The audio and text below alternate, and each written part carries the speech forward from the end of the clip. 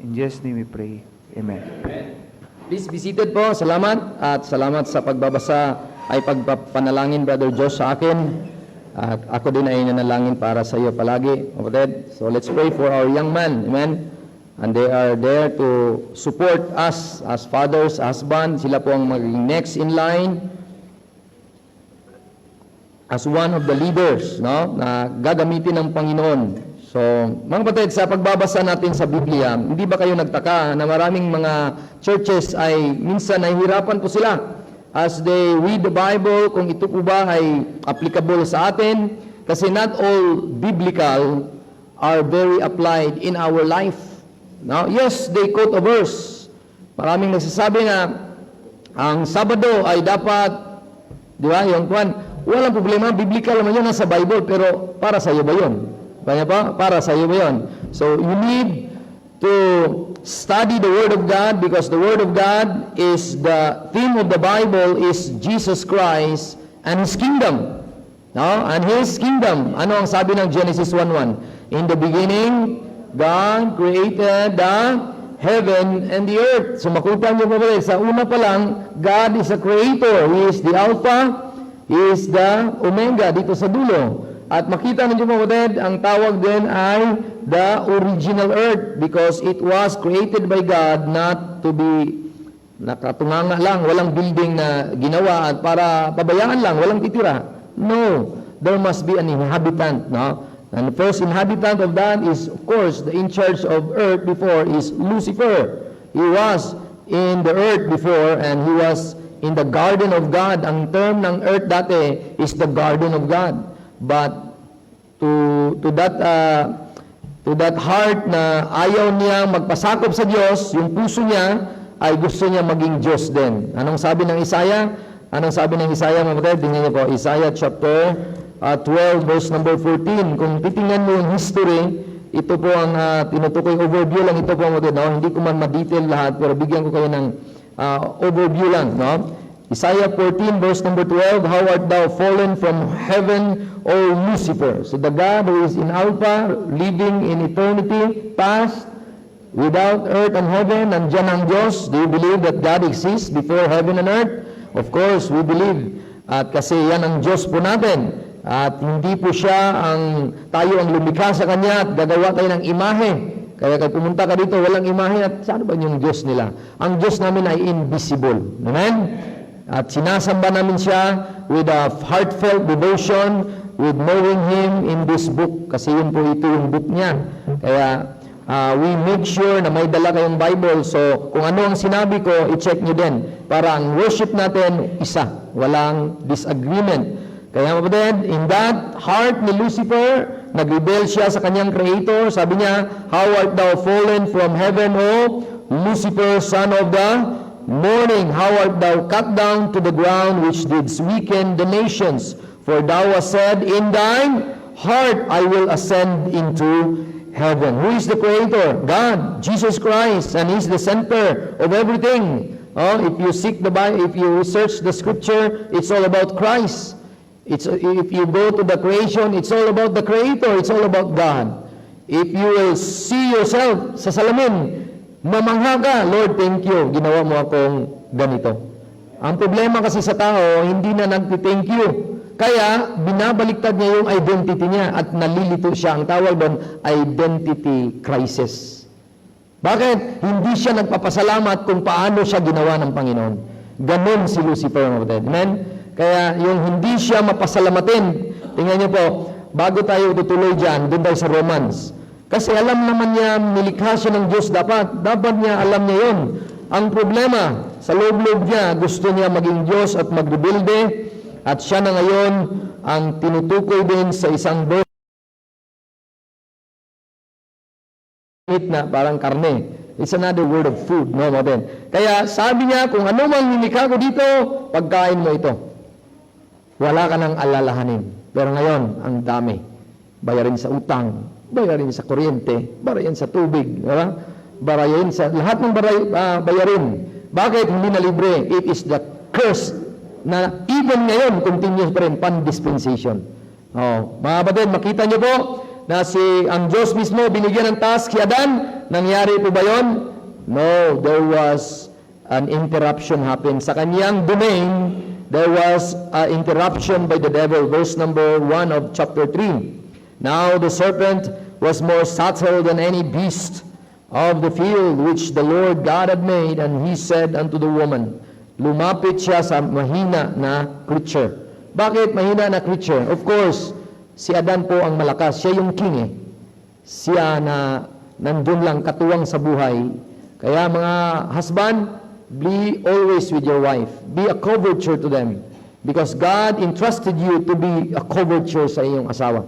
Kaya thank God na meron tayong Panginoong Jesus na siya din ang nag-cover sa atin, naging head. Hindi na tayo pinabayaan, mga kapatid. Because si Adan na nandoon, talagang na-scam sila sa diablo. Na-scam sila.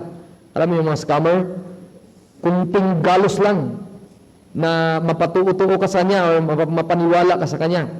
No? Sa Bisaya kasi papaniwala, mapatuo ko ba? No? Kunting galos lang. Bakit? Tinanggal lang niya ang period, binigyan lang niya ng question mark. Anong sabi ng Bible sa Genesis 2:16? Sabi niya dito, the Lord commanded the man saying, the king of earth, Adam, of every tree of the garden thou mayest freely eat. Sabi ng Creator God. But of the tree of the knowledge of good and evil, thou shalt not eat of it, for in the day that thou eatest thereof, thou shalt surely die. So that's the God's commandment para kay Adan. Pero ang nangyari, doon siya dumaan sa babae.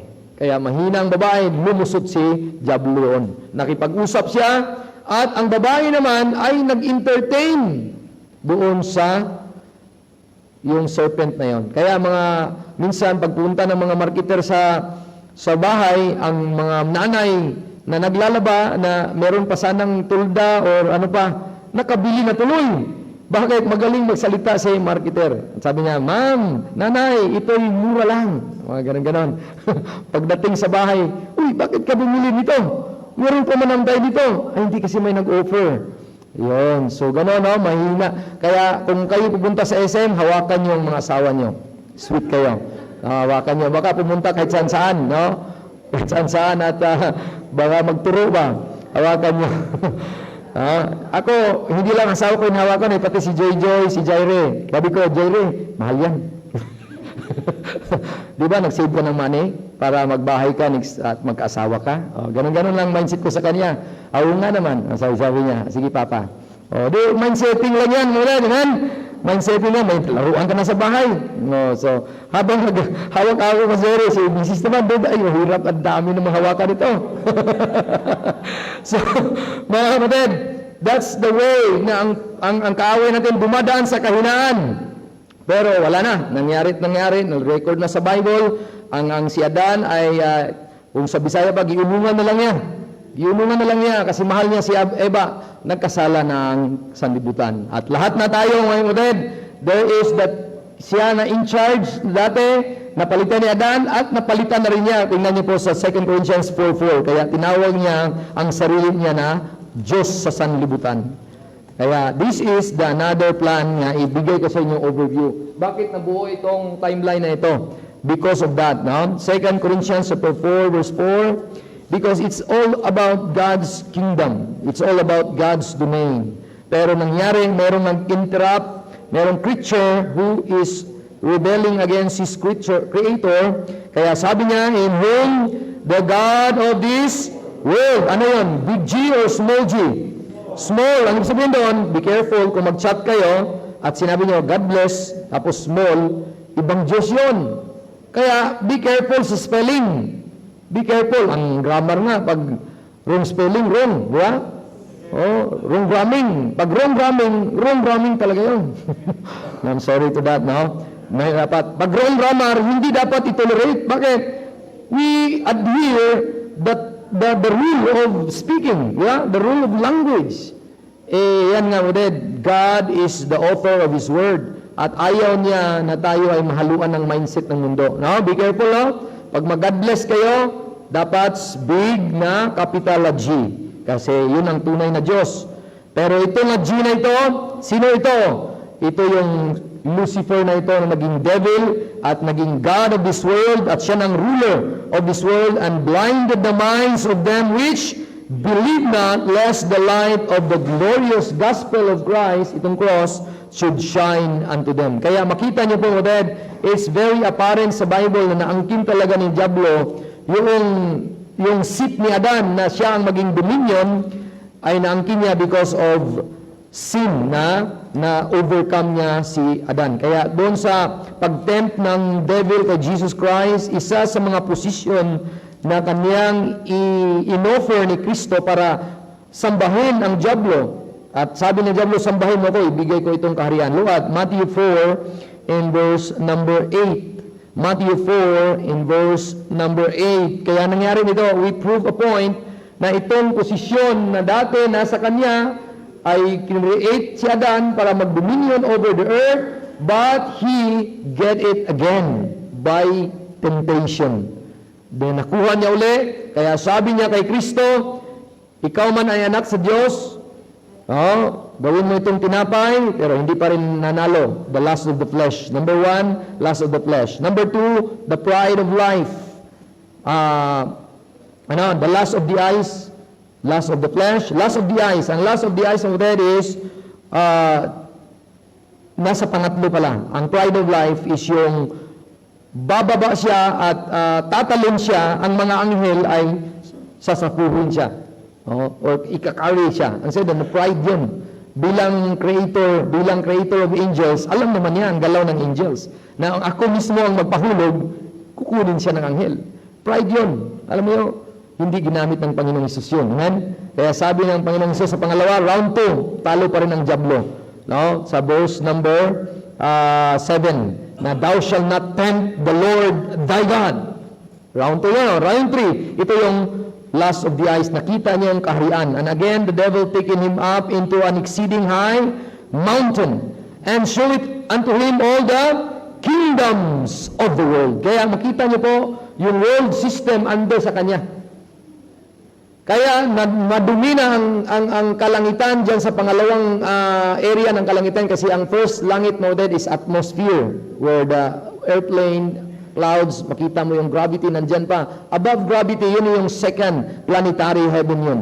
Doon ang Diablo. Nandun siya. Wala pa sa impyerno yun. Wala pa siya sa bottomless pit yun. Contrary to popular belief, baka ang Diablo na isip nyo, yung may dalang pork at nasa Hollywood. No. Wala pa. Nandun pa siya, nagkukontrol sa high places, ang tawag doon. Nandun sa high places. Nag-orchestrate sa system ng mundo. Sa media, sa lahat ng system. Sa government. So makita niyo, kapatid, na pinakita ng Diablo na Kristo, ito yung kaharian ko. Ibigay ko sa iyo to kung luluhod ka sa akin. Imagine niyo po, Diyos paluhurin sa Diablo. Kaya anong ginawa ni Kristo? Round 3. Anong ginawa niya? Verse number 9. And he saith unto him, all these things I will give thee, if thou wilt fall down and worship me. Verse 10. Then saith Jesus unto the devil, get thee hence, Satan, that old serpent.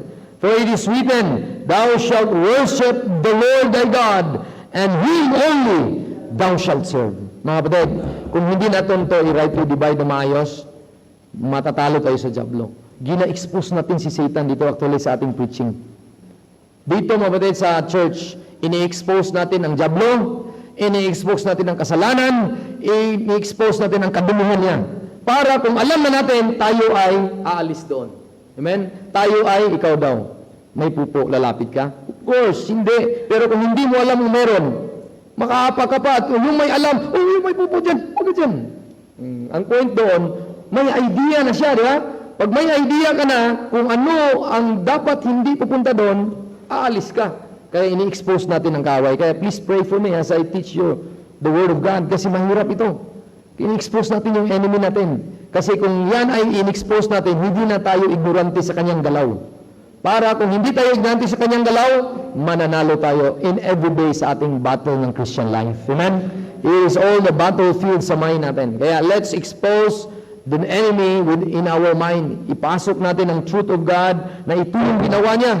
Ito yung nangyari sa kanya. na siya ay dati na creature, pero ngayon ay nagrebelde, pero ngayon nakuha niya yung trono kay Adan, at kaya ang ginawa ng Panginoon, God's plan for the heavens kept secret since the world began. Ito yung pangkalangitan, mystery in Christ.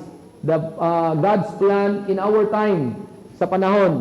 At ang plano ng Diyos, God's plan for the earth spoken since the world began. Kaya sinabi niya sa Diablo ito sa Genesis 3:15, yes, naangkin mo man ang kaharian na yan. Ikaw na ngayon, pero I could give you a message na babalik yan sa akin. Kaya sabi ng Diyos, the first prophet, sabi niya sa verse 15, look at Genesis 3, pwede kayong magbasa kasama ko, ready? Basa. And I will put enmity between thee and the woman, between thy seed and her seed.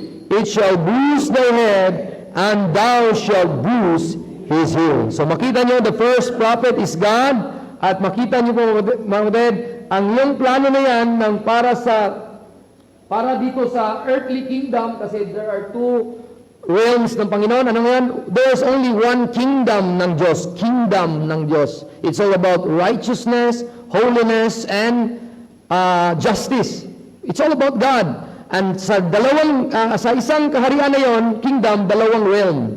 Heavenly and earthly. Kaya ang tawag sa earthly, Davidic kingdom and kingdom of heaven.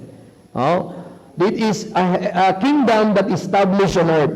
At sino dapat ang hari? Yun nga, si Adan dapat muna.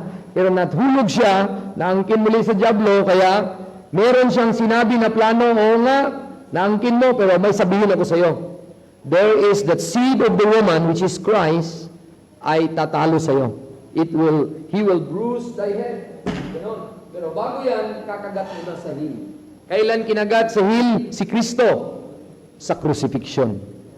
Pero nung kinagat, ginanon ba agad niya? Hindi po. Kaya sabi ko sa iyo, may gap. Ilang gap? 2024 pa. We are waiting for Christ coming now. Are you excited that Christ will come? May end na po ang dispensation na yan. Blessed hope. May end na po. Pero wala pa. Ang ibig sabihin nito, nag-aantay pa tayo sa trumpet that will sound. Kaya ngayon, ipaalam natin sa inyo lahat at ang Panginoon, pinaalam natin na siya mismo may plano na hayag. Ang tawag doon, it's all about Christ spoken since the world began. Ano ngayong unang verse binasa natin? John 5:39. When you seek the Bible, it's all about me. It's all about Christ. Amen? Wala po na isang pahina sa Bible na hindi patungkol kay Kristo. It's all about Christ. Kaya tingnan niyo po sa Luke chapter 1. It is the plan of God in Genesis 3:15 na siya mismo ay magpadala ng Redeemer, Savior, a leader, and a king. And it is spoken since the world began. Let's read Luke 1:68 to 70. Kiling ko yung backup ni Brother Josh. Bigyan mo nga mic, Rod. Sarili mo. Ayan. And Luke 1:68 to 70. Pakibasa nga, bro. Luke chapter 1:68 to 70. Sundan niyo po sa inyong mga mata. Basahin po ni Brother Josh ang verse. Luke chapter number 1, verses 68 to 70. Blessed be the Lord God of Israel, for he hath visited and redeemed his people. Verse 69. And hath raised up an horn of salvation for us in the house of his servant David. Verse 70. As he spake by the mouth of his holy prophets, which have been since the world. Yan, ulitin niyo po yung verse 70.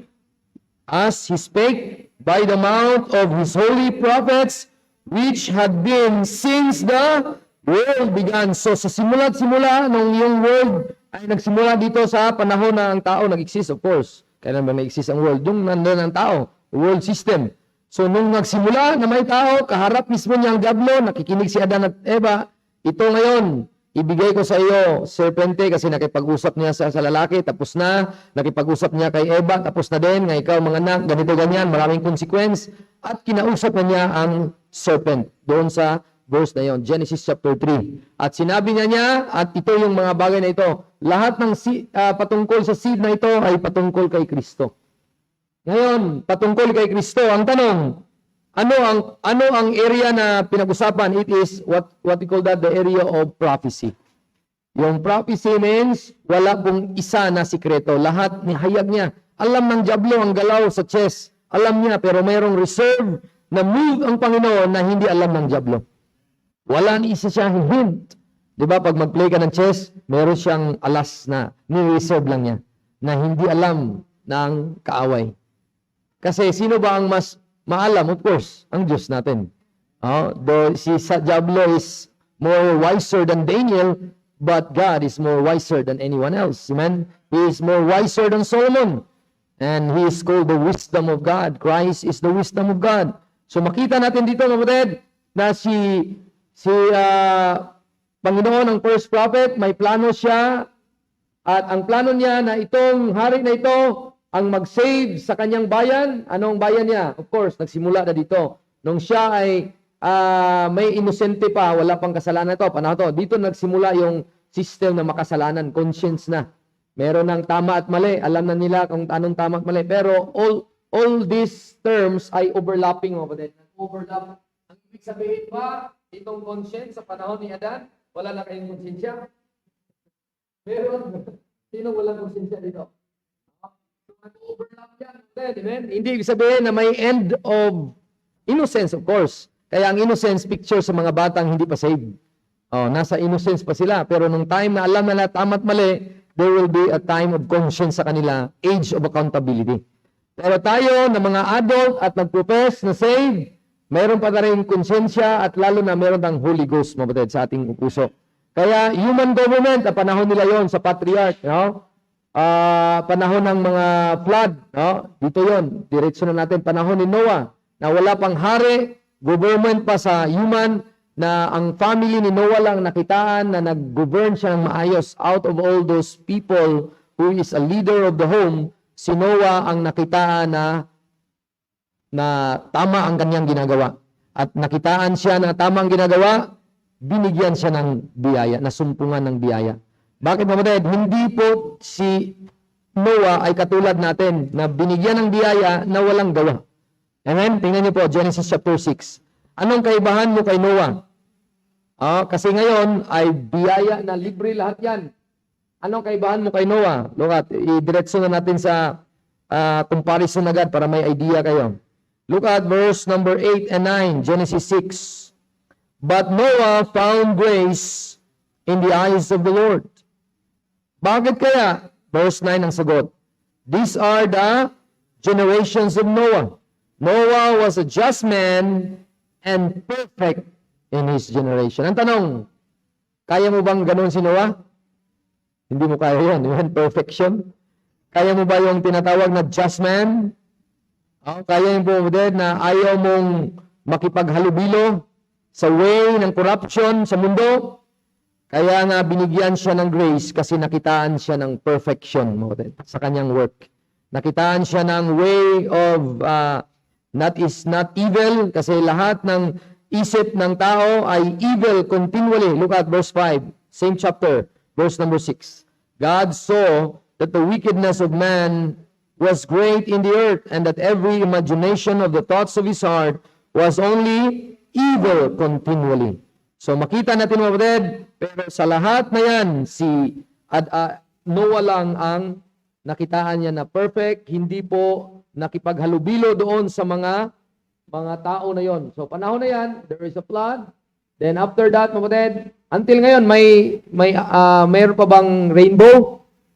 Of course, so hindi natapos yung remembrance about ni Noah. Kasi kung maalala mo rainbow, yun po ang token ng Diyos nung time na after the flood. Sabi niya, hindi ko na i-destroy ang earth sa pamamagitan ng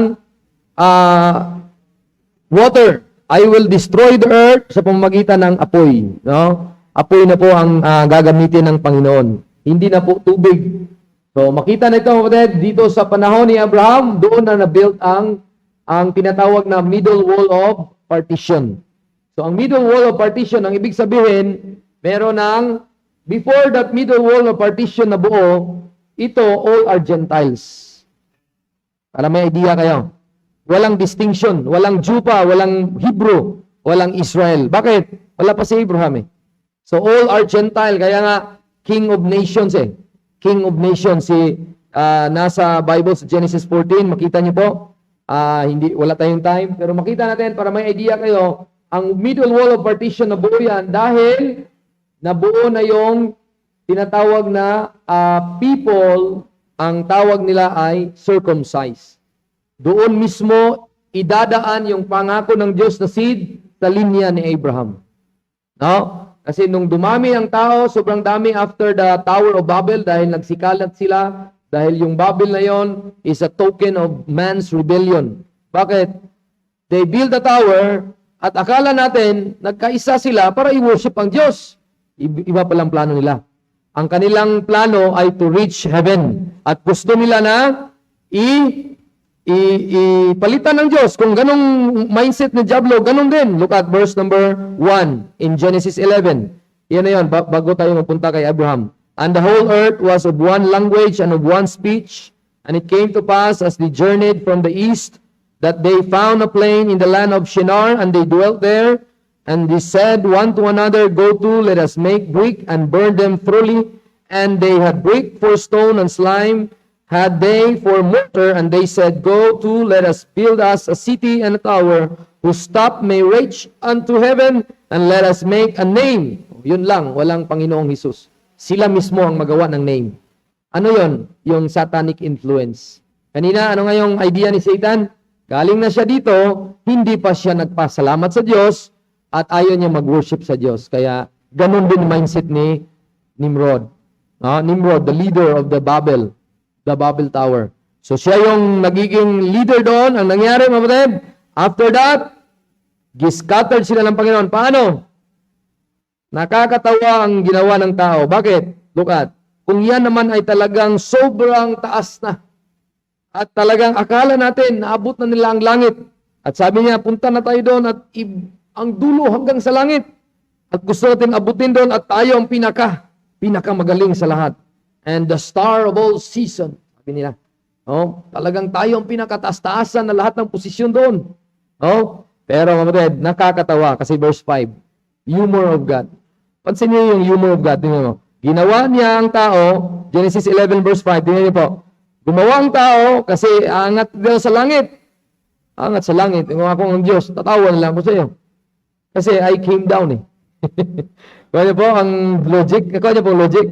Akala natin napunta dun sa kinatastasan. Pero sabi, sana yung ginawa ng tao. Ano ng humor ng Panginoon? Ang sabihin nun, hindi mo kayang abutin ng Diyos. Kaya ba natin abutin ng langit? Hindi po. By our own effort, we cannot reach heaven. Kaya ang Panginoon came down to see. At sabi niya, ano nga yung mga pinaggagawa nyo dyan? Ay, kung sa Bisaya pa. Sige nga, bibigyan ko nga ng iba-ibang lingwahe ito. Bisaya, Ilocano, Ilonggo, Japanese, ano pa, mga Hapon. Japan. Sa Mexico. Sa kay Brother Joey na lang yan. So, nagsikalat sila. Si leader, pag sinabi ang leader Bisaya, sige, manglihok ta. Ikaw diri sa Lublak, ako dira sa Mulye, ako dira Wilding, ako dira. Yung mga Tagalog, ang mga kuan. Pag sinabing, sabi niya nga, ano nga yung Bisaya Tagalog? No? Pagbaba, ay baba, di ba sa inyo? Basta, yun na yun. Hindi na kaintindihan pag Tagalog o Bisaya. No? So to make the story short, wala na silang lugar na kung saan ay mag-ikaisa sila. Kaya in that way, God preserved a seed. Saan ang seed? Linya si Jesus Christ? Seed ni Abraham. Doon kay Abraham. Kaya doon kay Abraham, tinawag ang Panginoon na seed. Kaya ang promise ng Panginoon sa Genesis chapter 12, Abraham, kung susunod ka sa akin, bibigyan kita ng blessing. Tingnan niyo po, the blessing of Abraham sa Panginoon. Verse number 1, 2, 3, 4, and Genesis 12.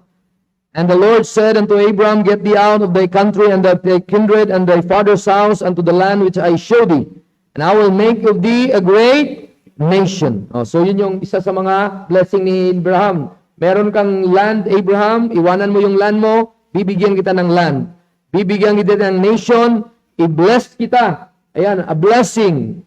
At gawin ko ang pangalan mo na great, and thou wilt be a blessing. So, mawded, kung sino ngayon ang mag-curse sa mga Israelites, ay i-curse din ng Panginoon. So yun po ang Abrahamic Covenant. Kaya makita niyo po din, meron ng kaibahan na ang Hintil at Hudyo. Kaya doon na nagkaroon ng gray area ito.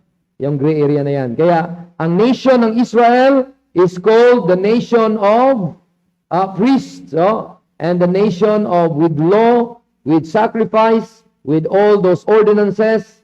At makita niyo po, ang Abrahamic Covenant, ito yung blessing. Ang Mosaic Covenant, ito yung ito yung binigay ng Panginoon. Ang Davidic Covenant, ito yung pangako ng Panginoon sa kanya. Ang prophecy concerning ito lahat. So, ang ibig sabihin nun, lahat ito walang hindi. Lahat ito ay tungkol sa buhay ng mga bayan ng Panginoon. Ang tawag doon, a people of God. So, wala tayo dyan sa, paano tayo mag-bless, Pastor? Kaya na sinabi ng Panginoon sa kay Abraham. If someone will bless thee, look at verse 3. Verse 3 of Genesis 12, I'm reading. Kung someone will bless thee, Abraham, I will bless them. At someone will curse him, or curse you, I will curse them. And, pero kung iyan ay i-bless ka, mga kapatid, lahat ng families na will bless sa'yo, tawagin ka na blessed. All the families of the earth will be blessed through you. Kaya mga kapatid, paano tayo naging blessing sa pamamagitan ng Abraham? Hindi po niyo ba alam na si Abraham is father of all? Illustration of all? Kahit pa man siya ay anak or ama ng bayan ng Israel, sayo din, mga hintil. Paano, Pastor? Pero wag mo lang talagang i-mali ang pag-apply. Galatians, look at Galatians chapter 3. Tingnan niyo po yung punto ni Abraham dito. Bakit ginamit siya? At bago yan sa Galatians 3, Romans chapter 4 muna. Okay, Romans chapter 4. Look at ang ginawa ng Panginoon sa illustration ni Paul. Kasi si Paul ay minister, preacher sa mga Gentile, mga hindi tuli or not circumcised people. Kaya sabi ng Bible sa verse number 9. Okay, verse number 9. Or verse number, diretso na tayo sa verse number, tama, verse number 9. Cometh this blessedness then upon the circumcision only. Ano ba ang blessing na tinutukoy? Yung righteousness. Yung righteousness, yung in-impute yung pagka-matuwid sa iyo. Bakit na-impute?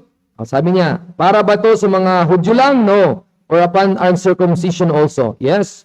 For we say that faith was reckoned to Abraham for righteousness. Kailan ito na-reckon na righteous Abraham? How was it reckoned? Verse 10. When he was in circumcision or in uncircumcision? Nung ba siya ay tinuli na o nagpatuli o siya pa ay hindi pa nagpatuli? Ano ang sagot, mga kapatid? Verse 11. Look at your Bible, Romans 4 verse 11. And receive the sign of circumcision, a seal of righteousness of the faith we had yet. Yon. So ang tawag sa kanya, Gentile pa siya. Illustration sa Abraham in two ways. Two sides of Abraham. First, siya po ay Gentile na time nung naniwala siya. Kaya nga sabi ko sa inyo, mula kay Adan hanggang panahon sa middle wall of partition, wala pang people na tingalad na Hudyo. Ang tawag lahat ay Gentile pa.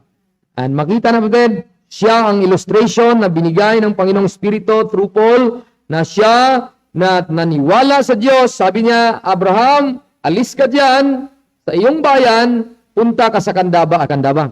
Parang sa Lipatas, Kandaba. Parang ganun. No? Alis ka sa Ur of Chaldees. Tama ba pagkabigkas ko, Hebrew, Brother Bernie? Ur. Bahala na yon, basta U at R. Ur of Chaldees. Alis ka diyan. Punta ka sa bayan na aking pinangako, the land of Canaan. Amen? Anong kanta? To Canaan's land, I'm on my way, where the soul never died. So, hindi tayo cynical. We could use the word Canaan, pero picture heaven. Amen? Ang Canaan natin, hindi sa lupa. Saan? Sa langit. Ang tanong, kung mamatay ka, pupunta ka ba sa langit? Iyon ang tanong. Kaya, gayahin mo si Abraham. Na hindi na siya nag-atubili, hindi siya nagdadalawang isip. Nung sinabi niya, alis ka diyan, punta ka doon sa bayan na aking pinangako, naniwala siya agad. Ikaw ba si Abraham? Kayo po ba ay naniwala? Para kayo ipupunta sa land of Canaan, which is heaven? Kung kayo po ay hindi pa sigurado sa langit, please believe this finished work of Christ. That's the only door. That's the only key of heaven. Because you cannot enter into a place or a building without entering into an access. What is an access? Of course, a door. Don't go to a window because you are a thief. Because the thief cometh not but to steal, to kill, and to destroy. Saan dumadaan ang magnanakaw? Hindi sa pintuan usually. Sa mga area na hindi access na main. So, who is the door of heaven? Christ. Who is the door of that Canaan na ating papuntahan? Si Kristo. Ang tanong, do you believe Christ? Have you trusted Him para ikaw ay maligtas? Have you put your trust in His finished work? Kung ikaw ay nag-put your trust in His finished work, then you are now hindi ka na victim sa devil. Kasi ang victim sa devil, ayaw kang paniwalain. Ayaw kang papalapitin kay Kristo. Gusto niyang ilayo ka sa liwanag. Gusto niya sa dilim ka lang, maangkin ka lang niya, masaya na siya. Pero ayaw ng Diyos yun. Hindi masaya ang Diyos na maangkin ka niya forever. He is giving you a gospel. He is giving you a good news na one day, kung ikaw man ay maniwala nito, may panghawakan ka na one day, apunta ka sa langit. Hindi dahil mabait ka, kundi dahil sa illustration ng Abraham na yon, na siya, wala pang tuli, hindi pa na-circumcise, nung naniwala siya, anong sabi? Verse number 22, look at. Fast forward din naman tayo, no? Kasi ang ginagawa natin, pag ganun-ganun lang na tayo. Verse number 23 pala, now it was not written for his sake alone. Hindi lang ito isinulat patungkol kay Abraham lang, nga na-impute siya ang righteousness to him. Verse 24, look at. But for us also, to whom it shall be imputed, if we believe on him that raised up Jesus our Lord from the dead, who was delivered for our offenses and was raised again for our justification. Kasi walang makapunta sa langit kung hindi ka justified. Wala kang makapunta sa langit kung hindi ka na-impute ng katuwiran or matuwid. Walang punta sa langit na makasalanan. Lahat matuwid. Paano ka matuwid? Hindi ka naman mabait talaga. Positionally, bibigyan ka ng katuwiran. Amen? Upon believing, upon trusting. So while I'm preaching, sana nag-trust na po kayo. Sa mga nalilito pa, sana ay hindi na kayo nalilito. So back forward tayo, mga kapatid. This nation is a very special nation. Kasi binigyan mo sila ng law. Binigyan mo sila ng law. Pero until the time, nung binasa na natin yung 2 Kings chapter 17, sinunod po ba nila ang mga commandment ng Panginoon? Hindi po. Balik tayo sa 2 Kings chapter 17, yung binasa natin kanina. Lahat ng commandment ng Panginoon, sinuway nila. Kaya anong ginawa ng Panginoon sa kanila? Binigyan sila ng parusa. Ang parusa, kinuha sila sa kanilang bayan, kinaptive sila, at ni-remove sila sa kanilang lugar. At yun, natanggal na sila. Verse number 18. And therefore the Lord was very angry with Israel, and He removed them out of His sight, and there was none left but the tribe of Judah. Pero ang the tribe of Judah, na-remove din sila at kinuha ng Babylonia. Kaya makita niyo po dito, look at, ang mga hari, ang mga propeta nagsabi, kayo na natanggal sa inyong bayan, huwag kayong mag-alala. There will come a time na kayo ay magkaisa na.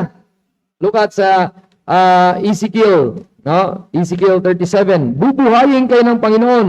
Sabi ni Ezekiel, one day, no? Yung hari niyo ay darating and He will be the one na siya ang magbuhay sa inyo. Kaya ang born again ay unang applied sa Israelites, no? Buhayin sila muli, no? Ezekiel 37, Ezekiel 37, at sabi ng Diyos sa verse number 21, and thus saith the Lord. Sino si Ezekiel? Propeta o hindi propeta? Sino po siya? Major or minor? Major. Ano po ang ibig sabihin ng major? Of course, maraming sinasabi. Ang minor po, kunti lang ang sinasabi, pero malaman din. No? Malaman. So, sabi ng Ezekiel the prophet, sulat niya, behold, I will take the children of Israel from among the Heathen. Ano po ang Assyria? Heathen or Jew? Heathen po. Kinuha po ng heathen ang mga Israel, sinakop po sila, at kinuha sila, kinaptive sila. Sabi niya ng Panginoon, kukunin ko kayo dyan, kung saan man kayo nilagay ng kaaway. I will, anong sinabi ni Brother Joseph kanina? I will have a promise na there is a Savior. Since the world began, spoken, and that will Savior is Jesus Christ. At sabi niya, kukunin ko kayo dyan, kung saan man kayo nagsikalat, whether they began, I will gather them on every side and bring them into their own land. Ito yun. Promise yan ng Ezekiel. Bibigyan sila ng promise. Ang tanong, sana tumanggap na sila sa hari dito. Para doon na sana dito mangyari dito. No? Ang nangyari, nung panahon na dumating ang hari, at sabi ng hari na yon, verse number 22, Ezekiel 37 verse 22, I will make them one nation. Ano nga yung punto ko sa history kanina? Yung Israel, 10 tribo. Nakuha sa Assyria, nagsikalat na. Ang naiwan, Judah. Saan napunta? Sa Babylonia. Kaya si Daniel, di ba? Nilagay siya sa lion's den. Judah po siya nalinyang. So mga kapatid, wala nang dalawang nation, wala nang King of Judah, wala nang King of Israel. Isa na kayo. Ako ang hari niyo. The Lord Jesus Christ. Siya ang hari dapat sana. At dumating siya doon sa Israel. Continue ko muna. Lahat tayo magbabasa, pwede. I will make them one nation in the land upon the mountains of Israel, and one king shall be king to them all, and they shall be no more two nations, neither shall be divided into two kingdoms anymore at all. So mga kapatid, verse 24, the son of David, and David my servant shall be king over them, and they shall all have one shepherd, and they shall walk in my judgment, and observe my statutes, and do them. Dito po ang fulfillment na yan. The new covenant, the Davidic covenant, na ang establishment of the kingdom na napuspon dito sa panahon natin ngayon, ay mabuo dito sa panahon ng millennium.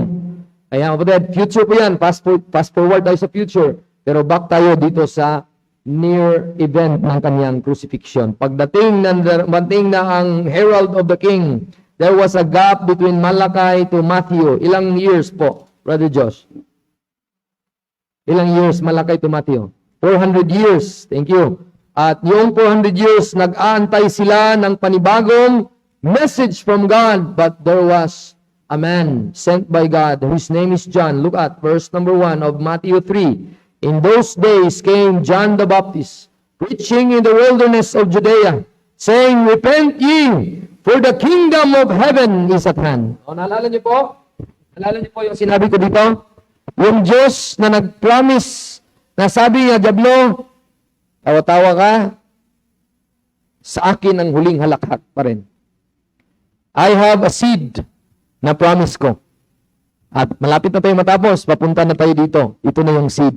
At sabi ng herald of the king, which is John the Baptist, the last prophet, because all the prophets is only until John. Kaya John ka lang. No, John lang. Wala nang iba. So sa Old Testament prophets, only until John. Kaya makita na ako the prophet John, the Baptist, wala nang ibang Baptist, siya lang. No? Bakit tayo Baptist? Ibang usapan naman yon. Malakas, mahaba na lesson. No? So makita mo that he is preaching that the kingdom is coming. Look at, yun po ang pangako ng Panginoon sa Luke na binasa ni Brother Josh. Repent ye, for the kingdom of heaven is at hand. Kaya ang king mismo, look at Matthew 4:17. Siya na mismo, because of all the king, may herald, mayroong taga-pasiuna. Bago si kapitan, may mga campaign manager. Iboto, si ganito, si nauna. Si yung king, o yung magkuha ng aspiring na magpa-elect na sa likod, di ba? Usually ganon. Kasi may mga trumpa pa yon. So John is the one is illustrated as trumpa. Si King mismo nasa likod. Ano ang connection ni John the Baptist, Jesus Christ? Isa lang ang message nila. Matthew 4:17, look at. Jesus, from the time the King, Jesus began to preach. Ano ang preaching niya? Believe on the Lord Jesus Christ, and He died, buried, and rose again. Yan ba ang preaching niya? No, very literal po ang Bible. Literal din tayo. Sabi niya, repent, for the kingdom of heaven is at hand. Same as preaching ni John the Baptist. So, hindi po sabi ni John the Baptist na magpabaptize kayo at maging baptist kayo. Hindi ganon. No? Kundi siya po ay may klaro na task. God given him a task. And if a task is once begun, never leave it till it's done. May the labor, great or small, do it well or not at all. So, God allowed these people, these verses na mabigay sa atin para may idea tayo. But the problem is, yung kaharian na promise ng Panginoon ay nangyari po ba? Nangyari po ba ito? Na siya ay maging hari? Tinanggap po ba siya nation ng Israel? So there is the kingdom prepared, kingdom prophesied, kingdom at hand. Pero nangyari, John 1:11, I know na familiar kayo, pero puntahan nila natin. Look at John 1:11. Nung nangyari sa kanya, ang Panginoon mismo ang hari nila. Pumunta sana siya sa bayan niya. He came unto his own, but his own received him not. Kaya ang nangyari mo, Ted, walang kaharian na nangyaring magiging hari at ang bayan ng Israel ay siya na nga ang magiging mag-reign. Wala pong nangyari kasi his own people deny him. He became the sacrifice. He was murdered. Kaya Acts chapter 5. Look at Acts chapter 5. Acts chapter 5, look at. Ito yung sinabi ni Peter sa kanyang preaching doon. Verse number 30. Verse 29 muna. Acts 5, and Peter and other apostles answered, we ought to obey God rather than men. The God of our fathers raised up Jesus, whom ye slew and hung on a tree. Sino yung kausap niya? Mga Pariseo, mga Hudyo. At sila na mga naniwala kay Kristo, mga disipulo, gina-rebuke niya ang mga Hudyo, mga kasama niyang bayan. Pero mga kapatid, kahit pa iyo'y pinatay siya, him God exalted with his right hand to be the Prince and Savior, for to give repentance to Israel and forgiveness of sins. And we are his witnesses of these things, and so also the Holy Ghost, whom God given to them that obey him. So mga kapatid, makita niyo po mga kapatid, nung time dito, ang tawag dito mga kapatid is in times past. In times past, mga kapatid, ang preaching nila is all about the king and his kingdom. Ang tawag doon, good news na may parating na hari. Hindi sa atin applicable. So ano nga yung basic four gospel? Before Christ died, ang mindset nila, kingdom. Okay? Ang mindset nila, parating ang hari. Okay? So lahat, even Gentile, must be in subjection sa mindset na yon. Look at Matthew 25. A woman pala, a Gentile woman, ay hindi pwede siya na lapitan. It's unlawful for a Jew na pupunta doon kasi instruction ng Panginoong sa 12, huwag kayong pupunta sa mga Samaritan, nor the way of the Gentiles, enter you not. Pero bakit nangyari, Matthew 15 pala, not Matthew 25. But nangyari na itong Gentile woman ay lumapit kay Kristo, of course, makita nyo po ang Holy Spirit mismo magbigay tayo ng idea na talagang hindi siya pinapansin. Verse 21, Jesus went there and departed into the coast of Tyre and Sidon.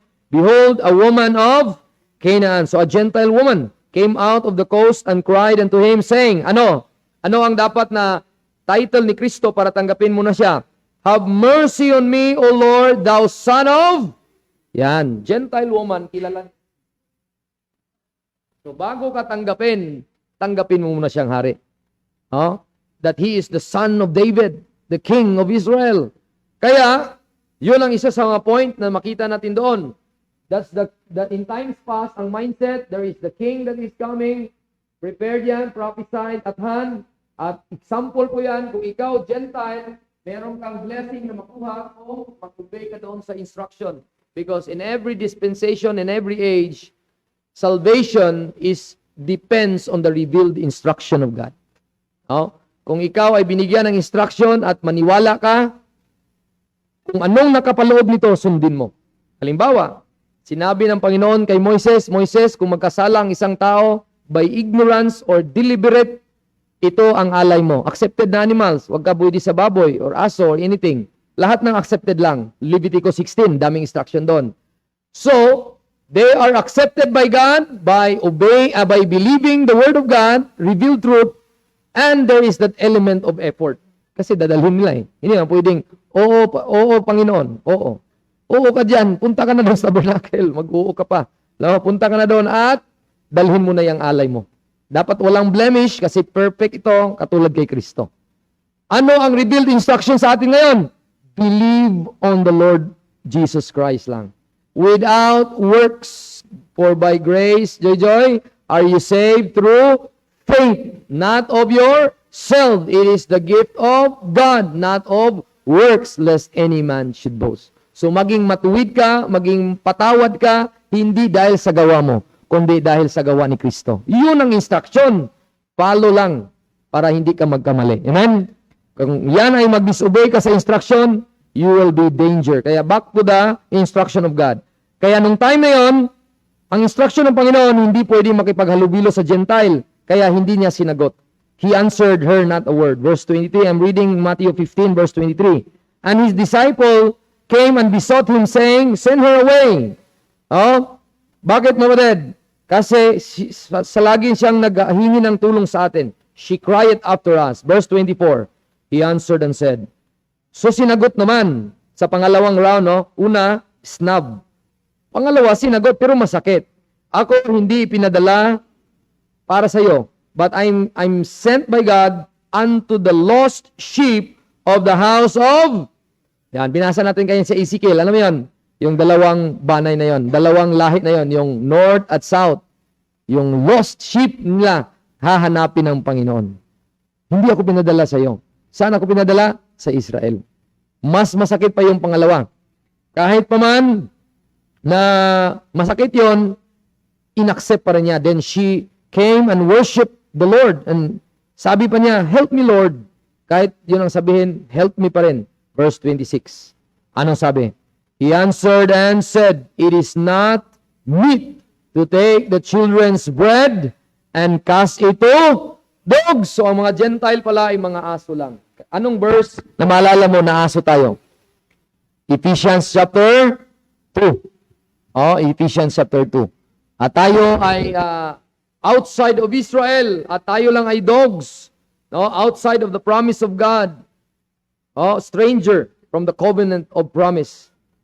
Pero mga kapatid, kahit paman sinabi ng Kristo na aso lang siya, umalis po ba siya at sabi niya, sakit no na, bahala ka na dyan, hanap na lang kong iba. Sinabi ba niya yun? Hindi po. Nagpakumbaba siya sa plano ng Panginoon. Ano ang sabi ng Panginoon sa kanyang salita? Sinabi ng babae, totoo naman Panginoon, na ako'y aso laang. Pero ang mga aso ay pumupunta naman sa ilalim ng mga lamesa, di ba? At kumukuha ng mga natitira, mga crumbs, which fall from the master's table. So makita mo, kapatid, two things na makita mo, Duboy, either hindi sinadyang nahulog or nahulog. Pero kung kumain ka, huwag namang hulog-hulog, may pakainin mo naman yung aso eh. Di ba? Kasi baka mag-idea, pwede pala mahulog yung mga kwan, ha? Huwag mong gayahin yung master nito. Talagang hindi burara to eh. Tama ba pag Tagalog? Hindi marunong sa manner na table. Di ba? Kasi kung good manner ka, dapat hindi mahulog. May lagayin ka ng pagkain ng aso doon sa mamaya. Di ba? Huwag mong gayahin to boy ha. Pagkakain ka, ang daming hulog mo. Sabi mo, di may verse papa, di ba? Yung dog pumunta doon sa mga nahulog. Mali yun na manner. Huwag gayahin ito. Amen? Huwag gayahin na mahulog yun. Pero ang idea is yung aso hindi priority. Kanya pa? Sino ang priority? Anak mo. Imagine mo, luto ka na adobo. Sabi ni Joy, anong ulam? Sabi ko, puntahan mo nga doon sa bahay natin. Dito ako nag-aaral. Anong ulam? Punta siya doon. Anong ulam? Sabi niya, balik naman siya dito. Anong ulam daw, Joy? Fried chicken. Sabi ni Joy, wow, sarap. So, ang punto ko, pag ipakain ni Mrs. yan, kasi kung matagal ako, kain na, matagal, ay pakain sa pusa. Pusa na lang maka-enjoy. Di ba? Kaya mga anak, pag isang tawag, tawag agad, lapit agad sa lamisa. Amen? Pambira. Terence, kain na. Mamaya naman, naglalaro ko na ako. Huwag naman ganon. Amen? Pagka may aaral, iwanan pag-aaral bro. Pag sinabi ni Papa, kain na. Isang tawag lang dapat. No? Lapit sa kusina. No? Lapit sa kusina. Kasi imagine mo, pawis na nagluluto. Talagang excited na. Kakainin to ni Kuan. Pero pag isang tawag bro, hindi lumapit. Tapon na. Diba? So, ang point ko, huwag mo itapon, bigyan nyo sa akin, Brad. Kung mainis kayo. So, maraming mga advertisement, pero punta tayo sa main. Ang main na message ito, ano ang gusto ng ipaabot sa Panginoon? Ang ating panahon ay hindi po biyaya ito. Amen? Hindi po grace period. Under grace. Under the law pa ito. Work system.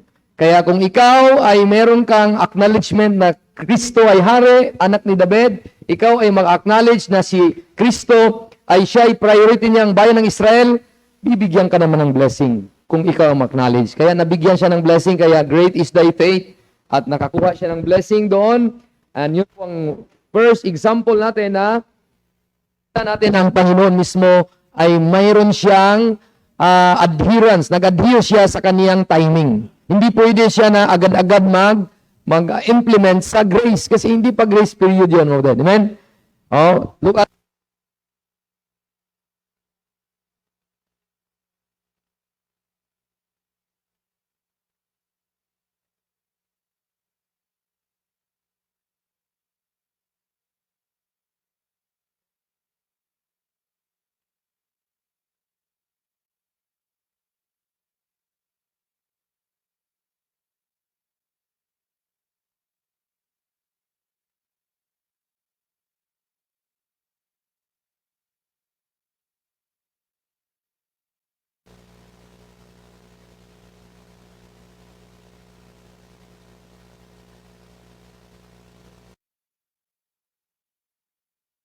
meron pong plano ang Panginoon na panahon na hindi pa siya namatay. Very clear po of that is, this is all about the kingdom. Pag sa kingdom of that, ang gospel hindi yung death, burial, and resurrection. Para accepted ka sa Panginoon, accept the King, the Lord Jesus Christ. Accept the program ng Panginoon na it's all about the kingdom. Kaya tingnan po, Luke chapter 10, verse 25, magtanong sa kanya ang isang tao, Master, what shall I do to inherit eternal life? At sabi niya, he said, what is written in the law? How readest thou? He answering said, Thou shalt love the Lord thy God with all thy heart, with all thy soul, and with all thy strength, and with all thy mind, and thy neighbor as thyself. O, memorize talaga niya. And he said unto him, Thou hast answered right. Ha? Mga anak, Joboy, paano ka masaved at mapunta ka sa langit, hindi ka mapunta sa impyerno ngayong panahon na ito? Anong paniwalaan mo? Anong verse na maalala mo para ikaw mapunta sa heaven? Lakasan mo. Na-mention niya, 1 Corinthians 15. Sabihin ko din sa iyo, thou had answered right. Pero ang tanong, kung maka-answer ba ng right, saved na? No, sir. You can say a right answer, but you do not understand. I'll give you example. Ako dati, sa math bro, talagang sa present situation ko dati, pag sinabing mathematics, ipapunta ko sa harap, Randy, punta ka sa harap. Bakit? Maraming mangungopya sa'yo. I can answer right. Bakit answer ako? Hindi ko alam. Nag-answer lang ako sa formula na binigay. Pero ang tanong, naintindihan ko ba ngayon? Hindi na po. I can answer right, but I cannot understand na. Bakit? Hindi mo talaga nakuha eh. May kinuha ka lang ng idea na mabilis, pero sa reality ng understanding, hindi mo nakuha. Baka may technique ka lang ginawa, pero sa reality, hindi mo naintindihan. You could say the right words, but you do not understand. Even use words na inato mo. Kaya pag mag-aral bro, di ba, sa medisina, kailangan intindihin mo yung words. Bakit? Eh, tao na ang kaharap mo at baka mamatay yun eh. Di ba? Mag-administer ka ng medisina. So, ganun kapatid. Kaya, sabi ni Kristo, yes, you could answer the right answer, pero meron pa siyang bagay na gustong sabihin. Sabi niya, you said the right answer. Ginawa mo to, di mabuhay ka. But he, willing to justify himself, and he said unto Jesus, who is my neighbor? And Jesus answering, a certain man, ay ibang usapan na yan, patungkol yan sa pera. Kaya nangyari yung tao na yun nagtanong, hindi siya nag-obey. Bakit? Ang kanyang look at sa 18:18, ibang situation din pero same question, same answer ng Panginoon. At sabi ng Panginoon, a certain ruler, a Jew, saying, "Good master, what shall I do to inherit eternal life?" Paano ito makuha ko ito? Jesus said unto them, "Why callest thou me good? None is good but God, save one that is God. Thou knowest the commandments, do not commit adultery, do not kill, do not steal, do not bear false witness, honor thy father and thy mother." And he said, lahat na ito, Panginoon, ginawa ko mula bata pa ako. So, sabihin, klarong-klaro na ang pagtanggap sa Panginoon sa mga tao sa lumang tipan, gawin mo ang inutos niya. Kuha niyo ba? Klaro po? Hindi lang pananampalataya sa namatay si Kristo, nalibing, nabuhay namang muli. Very clear, mga kapatid. Amen? Very clear. Walang instruction ng Panginoon dyan na believe that He died for your sins, buried, and rose again. Very clear, very exact ang instruction ng saya. Gawin mo ito, gawin mo ito, gawin mo ito. Nagawa mo yan? Yes po, nagawa ko na yan. Pero bago ka makapasok dito, kingdom ang pinag-usapan, di ba? Kung nagawa mo man itong batas na ito ni Moises, nagawa mo ito, one thing na iyang dapat mong gawin. Bilang hari, hindi ikaw bida doon. Hindi ikaw bida doon. Sinong bida sa kaharian ng Kristo? Of course, siya ang hari. Siya ang bida doon, siya ang ma-worship doon. Siya merong pera. Kaya sabi niya, meron ka pang bagay na hindi mo nagawa. Tanggapin kita. Bigyan kita ng eternal life. Sabi niya, and now Jesus heard all these things. He said, lackest thou one thing? Sell that thou hast, and distribute to the poor, and thou shalt treasure in heaven. Come and follow me. Ang tanong, sumunod po ba siya? Hindi po. Umalis siya na may naisip siya ang bigat nun kasi he was a very rich person. Kanya po? Kaya verse 24, doon nakuha ang kasabihan, mahirap ang mayaman pumunta sa kaharian ng Diyos. Mas madali pa ang kamilyo masok sa butas ng karayom kaysa ang mayaman sa kaharian. Doon nabuo ang idea. Bakit may nagtanong sa kanyang mayaman? Kaya ang tanong, sa ating kayamanan ngayon, yun ba ang batayan para kung halimbawa namimigay tayo ng pera, pupunta tayo ng langit? Hindi po. Amen? Dahil not of works of righteousness which we have done. Kahit pa nagawa natin ito, yung mga 10 commandments, kahit pa naman namimigay tayo, mga kapatid, hindi pa rin tatanggapin. Kasi ano mang plano ng Panginoon ngayon sa napuspo ng kaharian ng Diyos? Anong plano ng Panginoon is biyaya po. At nai-reveal na po ang kalangitan at ang langit. Makalusot na tayo papunta doon, hindi na po close kasi dati hindi pa po direkta langit ang tao, sa paradise pa po siya pupunta sa may Abraham's bosom. Kaya ngayon, ni-reveal ng Panginoon ang langit na heavenly realm, tayo po ay under sa heavenly kingdom niya, at ang basis ng ating kaligtasan ay hindi sa gawa dahil ito po ay tinawag na dispensation of the grace of God. Ito po ay tinago dati, look at, sa about kay Kristo pa rin kasi ating verse is about kay Jesus Christ lahat, no? Look at Romans chapter 16. Kaya makita nyo sa panahon natin ngayon, mga kapatid, ang eternal life ay si Jesus Christ. Siya po ang ating eternal life. God gave His Son and His Son is, in His Son ay nandun yung life at sino yung may Son ay may life. Kaya tayo ay nagkaroon ng eternal life hindi dahil mabait tayo, hindi dahil namimigay tayo ng pera, o ano pang klaseng mga kondisyon patungkol sa gawa. Tinapos ni Kristo ang gawa kay mga kapatid, ang reveal ng Panginoon sa panahon natin ngayon in our time. Ang tawag doon, now in Christ Jesus. Dati ito ngayon, now in Christ. Ano ang sabi ng Bible? Pakibasa nga, Brother Josh, verse 25 and 26. Nandiyan na po kayo.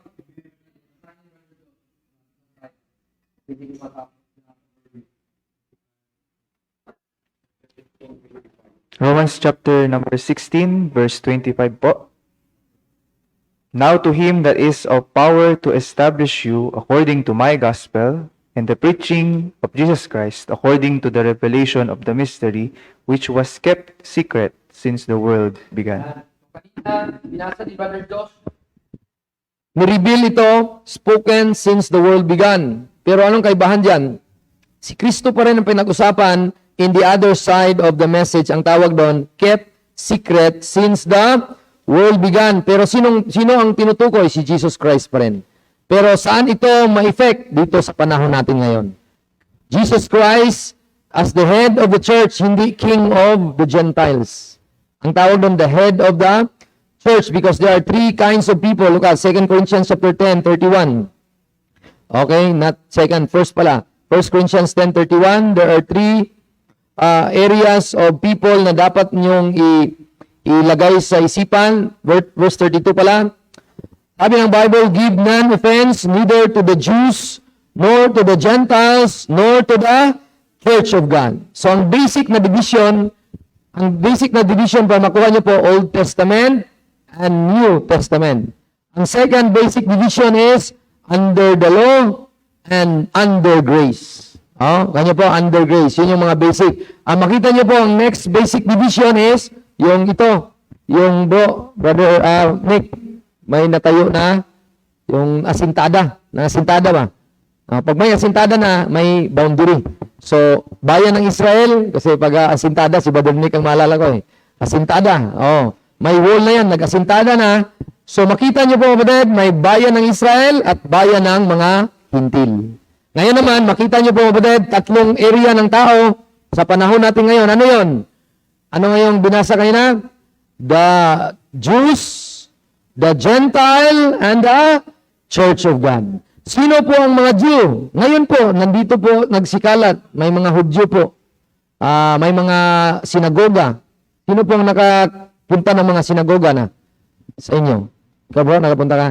Bawal pumasok ang mga hintil talaga ron. Bawal, may security guard. Bawal dito ang mga pango. Lahat ito dapat matangos ilong. Kasi wala. Sabi ko, wala natin mga gawa dyan. Basta ako may blessing. No? At sa kanila, isip nila mga physical blessing. Pero sa ating mga hintil, mga batid, tayong mga hintil, hindi na tayo hintil by position. Bakit? Napunta na tayo sa katawan ng Panginoon. Kailan po? Nung tayo po ay naniwala sa ating Panginoong Hesus. Nilagay tayo sa Espiritu. Look at 1 Corinthians 12:13. 1 Corinthians 12:13, sabi ng Panginoon, for by one Spirit are we all baptized into one body, whether we be Jews or Gentiles, whether we be bond or free, and have been all made to drink into one Spirit. Kaya makita natin, lahat tayo ng mga kahit anong lahi man, may isang church na may mga Jew, may mga Gentile, dapat hindi na sila mag-away dahil isa na sila kay Kristo, pinag-isa na sila at pinaglapit na sila sa dugo ng Panginoon. Look at Ephesians 2. Ephesians 2, verse number 13, 14, and 15. Dito muna ako sa verse 12. That at the time, tayo mga Gentile, we are without Christ, being aliens from the commonwealth of Israel, and strangers from the covenants of promise, having no hope and without God in the world. Anong nangyari sa atin ngayon? Verse 13. But now in Christ Jesus, ye who sometimes were far off are made nigh by the blood of Christ. So pinalapit tayo. Two application. Ang first dapat i-apply sa context, ang Gentile na ilapit sa dugo ni Kristo, ang Jew na ilapit sa dugo ni Kristo. Pinag-isa sila, became one, the church or the body of Christ.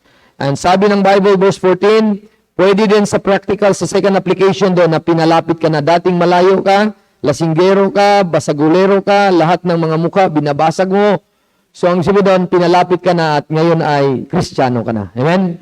Hindi ka na nagbabasag mukha, kundi ikaw na ay nagpapatuwa sa mga mukha. Di ba, Brother Joey? Di ba? Hindi mo na pinaluha ang mga babae, pinatawa mo na ang mga lalaki. Kuha mo ang kongo, mabilis ba main mo? Dati kasi pinaluha yung mga babae, kasi babaero, di ba? Ngayon naman, pinatawan niya kami, mga men.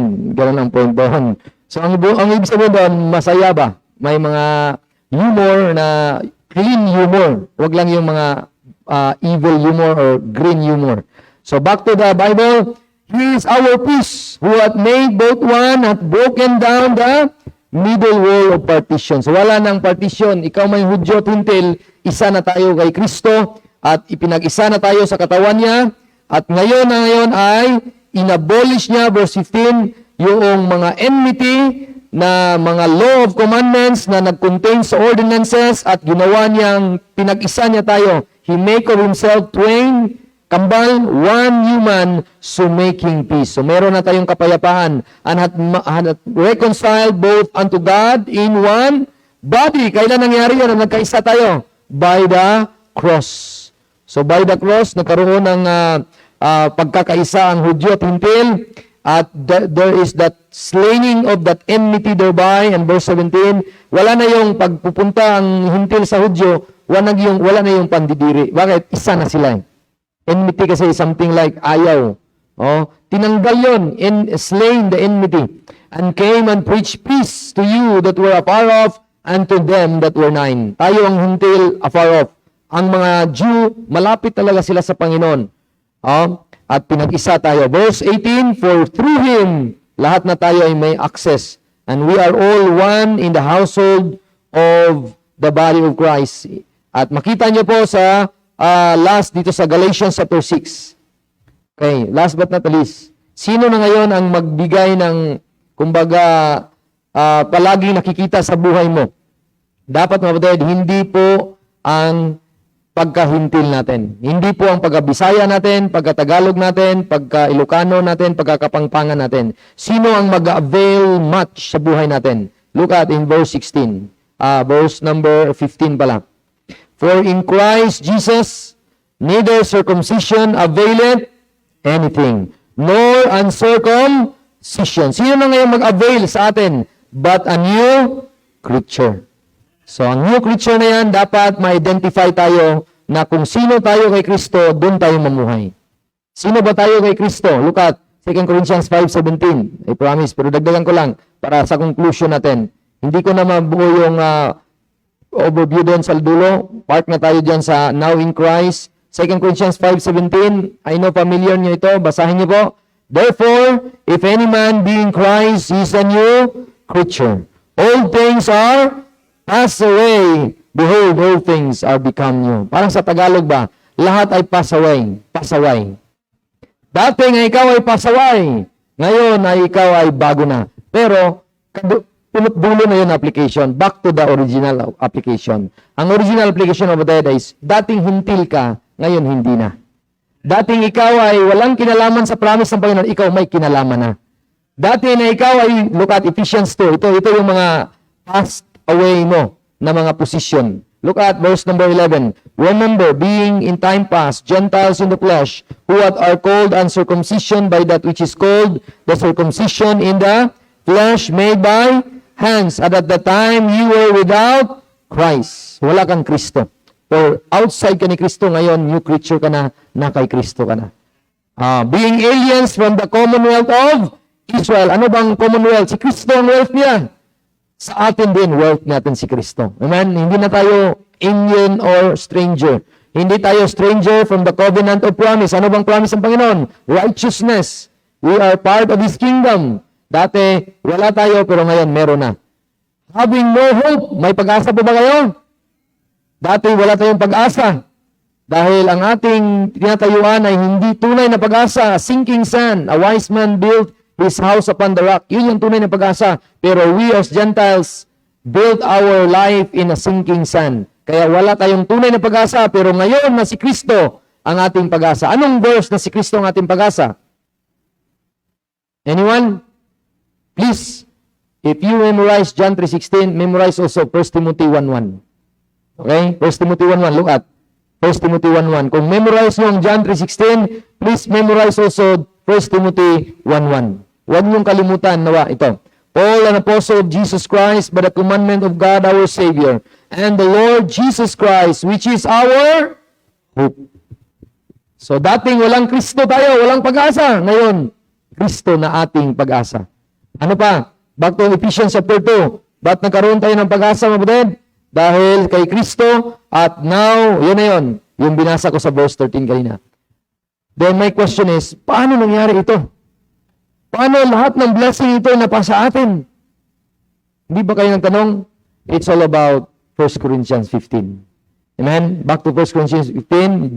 Magtapos talaga. Verses 1 to 4. Kung wala lang itong death, burial, and resurrection na dati tinago, kept secret since the world began, at natalo ang diablo nito because in this ay nagiging ang kontrol na lahat ang Panginoong Hesus, nakaupo na siya kanang trono ng kanyang Ama, at lahat ng posisyon ay under ng Panginoong Hesus, at tayo dahil lang sa ginawa ng Panginoon. Look at verse number 1, 2, 3, and 4. Moreover, brethren, I declare unto you the gospel, which I preach unto you, which also you have received, and wherein you stand, by which also ye are saved, if you keep in memory what I preach unto you. Unless you have believed in vain, for I delivered unto you first of all that which I also received, how that Christ died for our sins. So tayo ang may good news tayo, brother. Christ died, became our suffering at Calvary. He died as shed His blood for our sins according sa mga scripture. Ang tanong scripture, anong scripture? Kay Paul or sa Old Testament scripture? No, sa Old Testament scripture po ito. Because Christ's death is not mystery. What is mystery there is for our sins. Ulitin ko po, anong scripture po yan? Sa mga Old Testament saints, no, mga sulat. Bakit? Very apparent. Madami po. Daniel 9, the Messiah will be cut off. Isaiah 53, He will be bruised for our iniquities. He will be smitten of God. He will afflicted. Ang dami pong mga prophecy about death of Christ. Pero, ano ang mystery side? Para sa kasalanan ng hintil. Sinabi ba ni Kristo sa panahon ng babae na ikaw, gusto mo ng blessing? Mag-antay ka ni Paul, magsasabing matanggal ang kasalanan mo. Hindi po. Kundi mag-aantay siya doon sa mensahe na in due time, there is a preaching of eternal life that will be preached, and through the death of Christ, it is for our sins. Sino ang tinutukoy? Hintil po. Korinto is not Jew, amen? Mga hintil po ito. They are Gentile people at nakatanggap sila ng blessing of washing away their sins because of the blood of Christ. Sinabi ba ng Old Testament yon? Hindi po. Ang kanila ay pupunta sila sa tabernacle, sa kanila yon na promise. Pero kung ikaw ay hintil, makisali ka doon sa law, then you will be accepted. Pero ngayon, brother, wala nang base ng work, kundi work ni Kristo na for our sins. Verse number 4, He was buried, and that He rose again the third day according to the Scriptures. Anong Scripture? Old Testament or kay Paul ang Scripture? Old Testament pa rin. There are a lot of verses in the Old Testament. Even in the Matthew, the time as Jesus said, destroy this temple. In 3 days, I will raise thee up. I will raise this. Ano yun? Namatay na si Kristo? Hindi pa. Hindi pa. Ang tawag doon, Old Testament pa rin. Kailan ba na-start ang ushered ang New Testament? Christ is the end of the law. Kailan na-end? Nung namatay siya. There is no effect of New Testament kung buhay pa siya. Di ba? Kaya, Juboy, meron akong 1 hectare doon sa Lipa. Pag mamatay ako, makuha mo yon. Huwag mo na akong patay na agad. So, ang point ko doon, there is no effect of that testament kung buhay pa ang ng testator. So, kailan namatay ang testator sa cross? So, na-effect na ang bloodshed, ang grace na effect. And all of us ay nakatanggap ng biyaya, yun ang hindi alam ng mga Old Testament. Yun ang mystery. Yung ang tawag doon, ang body of Christ, ang one human, ang new creature, at ang lahat ay Ephesians 2, ang grace, at lahat ay unsearchable ito dati, ngayon ay ma-search na, at tinagi ito sa Diyos, at ngayon ay hindi na tinago, ang Satanas lang gustong itago ito, at itong mga bagay na ito patungkol ito sa ating lahat. Kaya mapatid, forgive me, but I need to read 1 Corinthians chapter 2, verse number 8 and 9, which none of the princes of this world knew. Hindi alam ng diablo ito dati. Kasi kung alam pa niya, for had they known it, kung alam pa ng diablo pala na matalo pala siya sa cross, alam pa lang niya, makapangyarihan pala itong cross na ito, yung death, burial, and resurrection, na hindi na siya controlled ng impyerno, hindi na siya nagmayari ng susi. Kung alam pa lang niya na maging under siya, because Christ is the head of all principality and power, above every dominion, siya nakasited above kung saan tayo ngayon nakaupo, kasama kay Kristo. Kaya kayo po, hindi kayo pupunta lang ng langit, taga-langit na talaga tayo. Nakaupo na tayo doon. May seat number na doon. nandun na nakareserve na sa atin. Kung alam lang pala ng diablo yun, hindi na dapat niya papako si Kristo. He will not, or he would not crucify the Lord of glory. Kaya praise God, mga kapatid, natalo si diablo. Amen? Kaya ang tanong sa inyo, bakit mukha nyo ay talo? Yun nga namin. Maganda na sana ang mensahe natin, nanalo tayo! Minsan sa buhay natin, talo. Huwag tayong magpatalo sa diablo. Amen? Whatsoever things are true, whatsoever things are lovely, whatsoever things are just, whatsoever things are pure, whatsoever things that are good report, think on those things. Huwag kang mapalinlang sa diablo. Talo ka. Kahapon. No. Ngayon ay victorious ka. Amen? Huwag kang magpalinlang. Convince yourself by the word of God. Amen? Na nanalo ka nung nag-believe ka sa gospel. Nanalo ka, victory in Jesus, nung nag-trust ka sa gospel.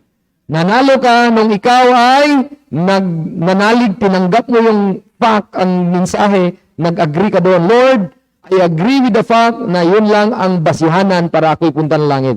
Namatay ang anak nyo, nalibing, nabuhay naman muli, at yun lang. Yan ay, ikaw na ngayon ay parte sa katawan niya, ulo si Kristo, ikaw katawan. Hindi siya king of the Gentiles, but the head of the church. At yung ang ulo ang dapat masunod, hindi yung paa. Yun ang ulo ang masunod, hindi yung kamay. Kaya kung ano ang nandun sa Panginoon, instruction niya, dapat masunod. Others, wives, submit unto your own husband. Di ba, ma'am babes, kung nakikinig ka, magsasubmit sa iyo, kay Joey. Nakikinig siya ngayon. Lahat ng mga asawang babae ito, submit kayo. Amen?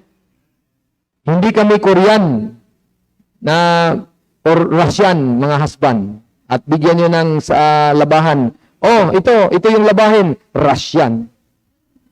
Hindi yun. Kami ay maglalaba talaga ng kusang loob dahil mahal namin kayo. Pero magsasubmit kayo sa husband nyo. Lahat ng desisyon dapat ang husband ang masunod. Pero hindi ibig sabihin na 100% agree din ang wife. Kasi may idea siya. So, is it right? Ama yun, hindi ibig sabihin na lahat 100% nag-agree siya sa iyo. Pero nag-submit siya kahit hindi agree. Kaya niyo po? At sabihin ni husband, trust with me in this decision, my wife. Hindi kita pahamak. Doon hindi ka agree sa 100% sa idea mo, magpasailalim ka sa aking desisyon. Sinabi, sige, mahal kita, magpasailalim ako. Mga asawang lalaki naman, huwag niyong kalimutan ng Bible. Amen? Kasi lahat ng desisyon ay quality kung galing dito. Kasi kung gastos ka na lang gastos at nasabi ng asawa mo, sabi ni pastor, hawakan ko mo ako. Ikaw naman pala dapat hawakan ko dito sa isang. Nabaliktad na tuloy, di ba? Kaya wise decision ng husband, di ba? Dapat good example sa wife. At mga anak naman, magpasakop kayo sa inyong mga magulang. Amen? Isang salita lang, dapat lalapit agad. Hindi na sisigaw si mama. Yeah! Hindi na doon. Dapat opo, ganun agad. Diba, Wendelo? Mama, kailan ka uwi? Miss na kita. Nag-uwi ka ba? Namimiss mo ako. So, sana nag-uwi tayo. Amen, mga anak? Tapos, ang mga magulang naman, huwag kalimutan po ito pa rin. Amen? Kasi kung kalimutan nyo ito, ano mangyari? Ay, baka ang iyong masabi sa iyong mga anak ay hindi na maganda. Diba? Baka hindi na preaching, sermon na. Sermonitor ang mama at papa. Pero hindi pala sa Bible pa rin ang sermon nila, galing sa kanilang talang hinanaing. Ang dami, pati mga pusa nagtatago dahil si mama at papa nagsisermon na. Pati yung mga pusa nagtatago na. No? So mga batid, use this word. Amen? Use this word. Amen? Use the sword of the Spirit. Huwag yung mas marami pang salita nyo kaysa mga principle ng Bible, mga magulang. O mga empleyado naman, huwag naman kayo malate sa inyong trabaho. Amen? Kasi ang master nyo si Kristo. Yan ang sabi ng Panginoon sa panahon natin ngayon. At hindi yung bad example na empleyado. Amen? Mga negosyante, dapat dealing nyo tama. Kung ano ang sinabi mo, dapat tuparin mo. Kasi mabless po ang master. Kahit unbeliever pa yan, ito yung aking empleyado. Kristiyano. Amen? So, siya yung magiging tularan doon sa loob. Hindi yung sa habang nagtatrabaho, nagsiselfon. Tapos kung wala si boss, trabaho agad. Ganun. Nandyan si boss eh. Hindi, men's pleaser, no? O eye service. Dapat, kahit wala si boss o nandyan, tinutupad lahat ng mga dapat niyong gagawin bilang posisyon ka dyan kung saan ka nilagay. Ang mga boss naman, ay bibigyan mo yung kung dapat kung anong bibigyan. Amen? Hindi lang yung just, kundi pwedeng grace. Anong kaibahan? Kung may sahod, just yun. Pero kung may extra, grace. So, ang tawag doon, kaya nga ang tawag bonus eh. Kung walang S, buno. So, yun ang problema. Kaya kung tayo po ay may ka-transact, be faithful, be like God. Amen? Yun ang instruction sa panahon natin ngayon.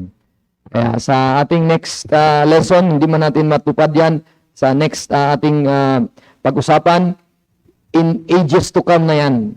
In ages to come. Kaya tatlo lang, dati, ngayon, at sa ating humaharap. Kaya ang kagandahan lang, tayo ay pinaka-bless sa lahat. Amen? Dahil walang inilagay tayo na contribution sa work. At tayo naman, na walang kinitribute sa work para mapuntang langit, ang ating mag-contribute, ang ating serbisyo sa Panginoon. Hindi para mapunta ng langit, kundi pasasalamat na lang sa Panginoon. Lord, niligtas mo ako para hindi maimpyerno. Anong buhay ko? Para sa diablo? Para sa mundo? Para sa sarili ko? Hindi po. Para sa iyo. Amen? Para po sa inyo. So let's all stand. Let's offer our life to the Lord. Let's ask Sister Joy to pray the piano and let's meditate. Kung may pagkukulang ngayon sa Panginoon, pray. No? You could pray with me. You could pray. Let's pray, Lord. Salamat na